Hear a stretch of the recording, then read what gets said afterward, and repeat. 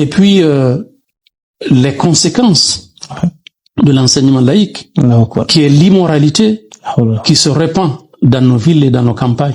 L'immoralité, l'irréligiosité, la drogue, la toxicomanie, l'alcoolisme, le libertinage. Tout ça jure avec nos valeurs. Et c'est l'école laïque qui a rejeté Dieu, qui a refusé d'enseigner Dieu, la crainte de Dieu, la connaissance du prophète alayhi salatu wassalam, les vertus que nous enseigne la religion. Donc c'est cet état de fait qui nous a mis dans une telle situation.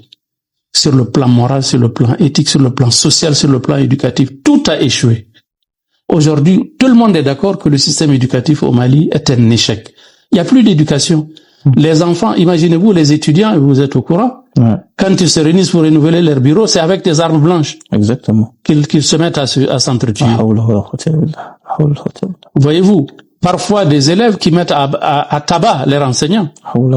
Ça, c'est même à notre temps, au temps de la colonisation, nous, on est les premiers élèves de la pré-indépendance. Nous n'avons jamais connu de telle situation.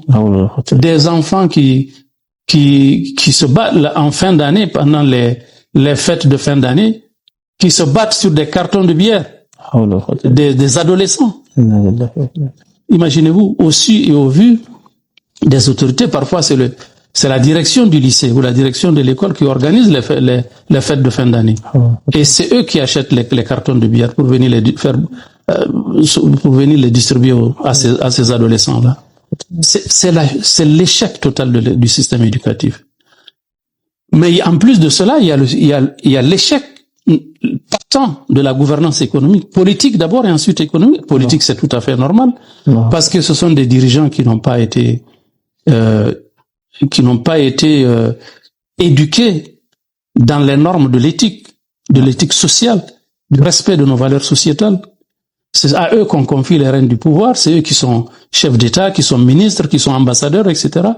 Et beaucoup d'entre eux, on sait comment ils se comportent devant les deniers publics. La délinquance financière dont on se plaint aujourd'hui. Les milliards et milliards qui ont été détournés.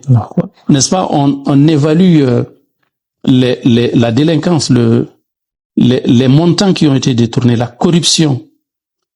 On évalue ça à 5% du PIB de nos différents pays. 5% du PIB. Ça veut dire que pour l'ensemble de nos pays, si on compte à peu près 500 milliards de dollars comme PIB total, eh bien, si vous prenez 5%, regardez combien ça devient. Ça fait environ 25 milliards de dollars. 25 milliards de dollars, vous multipliez par 6. Ça vous fait, c'est à peu près 1500 milliards. 1500 milliards de francs CFA détournés par ces gens-là qui n'ont pas été initiés à l'éthique et à la morale.